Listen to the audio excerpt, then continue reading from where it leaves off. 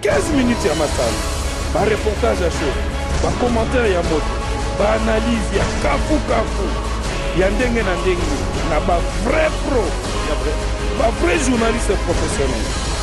Ba kopesa bino basango ya masala.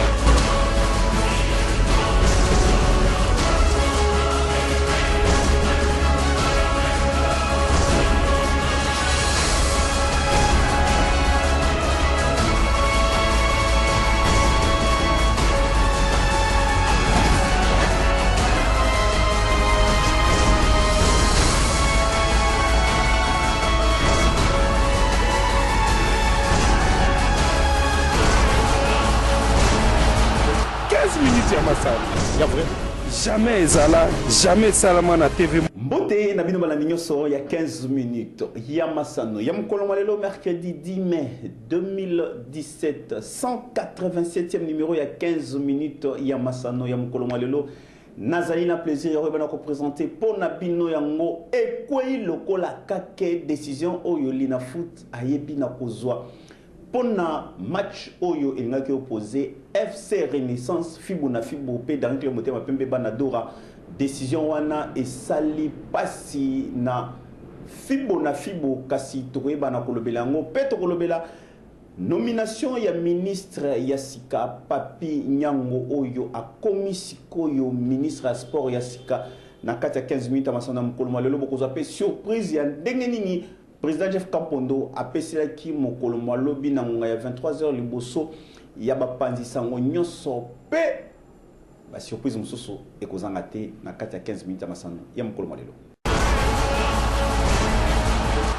minutes ya masano ya vrai jamais Zala, jamais Salama na TV moko awa na leo 15 minutes ya masano ya mokolo malelo tikato fongola yango kaka na koyeba na kotombela nanu mokakoswa na bakambi mibale ya masolo ya ndembo wana tozali komona bongo le président Constant Omari l'homme moderne mokonzi ya FECOFA Fédération Congolaise de Football Association mokolo malelo tozali na esengo biso ba congolais poete moko Wabiso a commis bongo deuxième vice-président na CAF P membre ya conseil ya FIFA et sali esengo na bandeko nyonso yangwana elongo na coordonnateur Jerry Angengwa ya 15 minutes masano to tombeli président Constant Omari Mokako soit P de l'équipe bongo ko tombela pe Mokako soit elongo na rédaction pour 15 minutes à Masano na ministre sport Yasika oyo akoti ezali bongo Papi Nyango tokoyebisa bino ete azalaki député ndenge bozali komona John Mpoy azakola kisabino ba image wana tokozongela na ba fort détail tant tokutana na ye moko en personne po ete toyeba na koswa na ye nini akolinga kosala na mayematali ndembo po bokoso ezali makasi kasi biso elongo na coordonnateur ya 15 minutes à Masano Jiri Angengwa Moussala Malamu, la ministre Sika Papi Nyango. Mokolo Malobi, mercredi 9 mai 2017, na siège Yalina Foot, Bapanisango Bazaki, kuna 15 minutes à Masano. Et ratakite, on a koyeba décision nini, Oyo Lina Foot azuina, désordre Oyo et Salama Kibongo, na match Oyo Lina qui opposé, Darun Clomote Mapembe Banadora P, Fibo na Fibo FC Renaissance. Président Jeff Kampondo a passé là qui na micro il y a 15 minutes à Masano. Pe libanda ezalaki surprise à makasi bakambi ya ndembo ya ba club to pe ya équipe bazalaki pe wana kasi to pesaki micro na mwana mboka oyo azalaki bongo ancien président ya dans le club Motema Pembe na kombo ya Vidier Timanga alobaki boye bango mibale bolanda bango touti ko sala donc réunion où ils ont consisté où il y a pour examiner donc par rapport à officiel pour le match à Renaissance des SMP avant de examiner le dossier il fallait tous avoir rapport il y a pas officiel donc rapport à arbitre rapport à commissaire au match na rapport à délégué Tozoa qui va rapport on a depuis donc lobby les lots commission de discipline et de compétition ba outi ko examiner par rapport on a ba pesibiso ba proposition oyo to outi pe ko examiner mais comme vraiment temps eleki totikali na point moko otokosilisa yango lobi po prononcer décision par rapport à match wana. Bref, nous demandons à la dynastie de faire son travail. Je pense que la FECOFA, la CAF, tout le monde nous ça de mal. Donc nous sommes réglementation ils allaient respecter. Comment on appelle ça? Règlement, il y a une RDC ça l'a respecté. Et donc nous sommes dominés.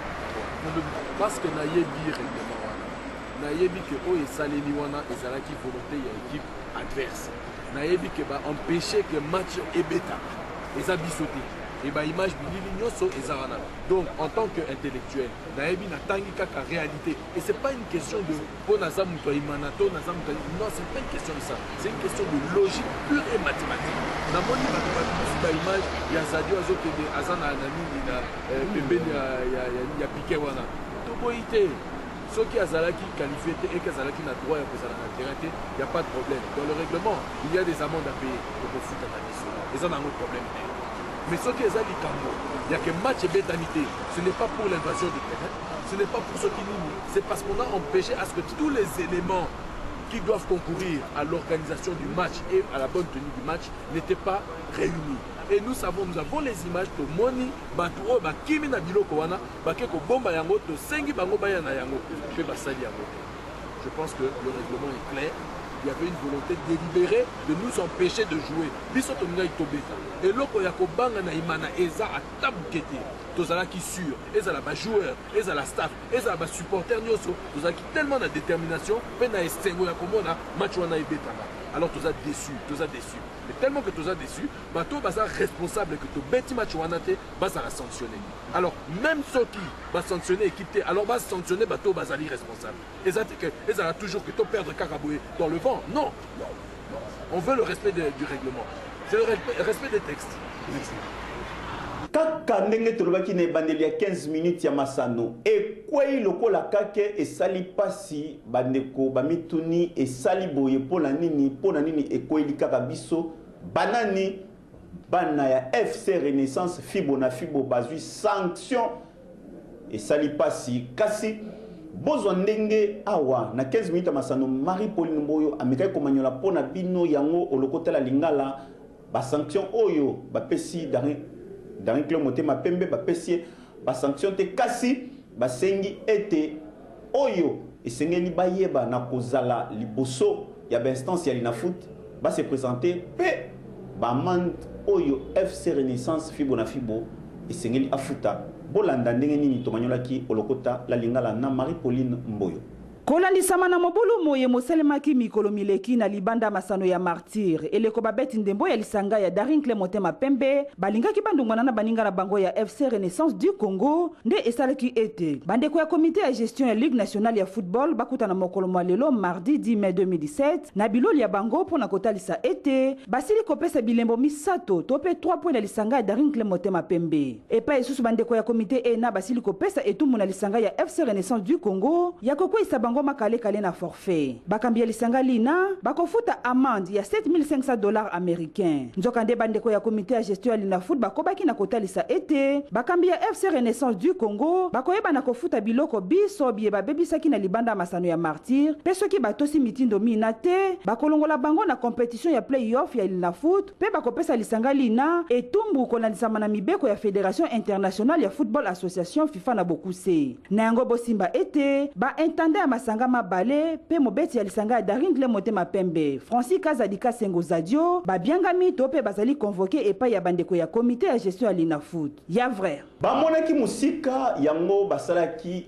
eloko oyo banani bandeko ya lisped oyo ekamami bongo na mwana mboka Maître Alain Makengo babande kolobela kaka makamu oyo tomoni tala lelo ba sanction oyo ezali kokute cher na équipe cher ya bana mboka FC Renaissance Fibo na Fibo. Maître Alain Makengo alobelaki makamu oyo ya ba insécurité na kati ya ba installation sportive kasi Aisha Nda au cœur coach alobisaki ya mbote tokoma na likambo oyo bolanda ndenge nini alobaki SPED au pays structure où il défendra Nibeko défendra ba droit il y a ba sportif droit karaté de manière individuelle sportive, mais tu défends un peu le droit corporatif, tu défends un peu le droit de la personne morale. N'est-ce pas l'État? Ce que le toujours bagano, beaucoup kabasta dit, tu boyi kopanza, on a tu défendre les institutions publiques, tu défendre les stades, ils allaient créer la personne morale, ils allaient l'État. Ceux qui peuvent toujours bagano, beaucoup manaté, beaucoup bundaté, mobuluté, tu dois défendre les droits individuels, donc tout, la personne physique. Tu te dis que nous sommes joueurs, que fin arbitre, que va sacher ma souba, que on a des violations flagrantes des droits de l'homme sur le plan individuel. Tu es dans un stade pour trois résultats. Soit tu as une victoire, soit tu as une défaite, soit tu as écouté, mais c'est un match nul. Vous comprenez? Un petit match nul, ici. Toujours mon ami qui dit bon, sur le grand match total, Barcelone, Real de Madrid,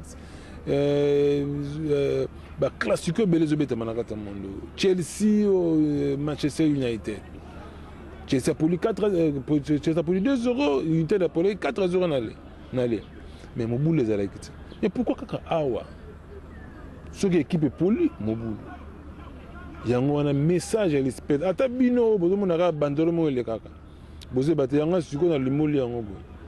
L'ISPED est la Ligue sportive pour la promotion et la défense des droits de l'homme. En clair, c'est la lutte contre la violence, c'est la lutte contre le racisme. Nous voulons le faire play dans le sport. Maison étanchéité, tika Toebisabino était Azali Kosala Souka na Mubangé événement na stadium des martyrs Ezali.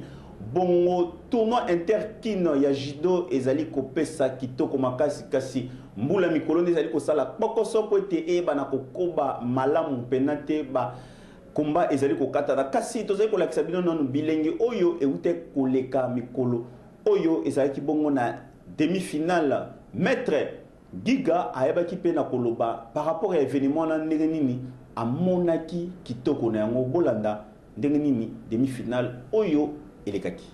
Judo eza chanzete, judo ezaka ndenge ezalaka. Bon eloko nazo senga na ba judoka lelo nde eza eloko eza makasi, tozo senga na discipline. Sans discipline, moyen judo avancé zate. Nazo senga na ba jeune judoka, ba aider biso ba cadre ya lelo oyo pona discipline na judo vraiment ezalité. Yango wana tozo lutter na makasi. Pona lelo soyi bazolo ba kuluna bazotanga mingi ba judoka.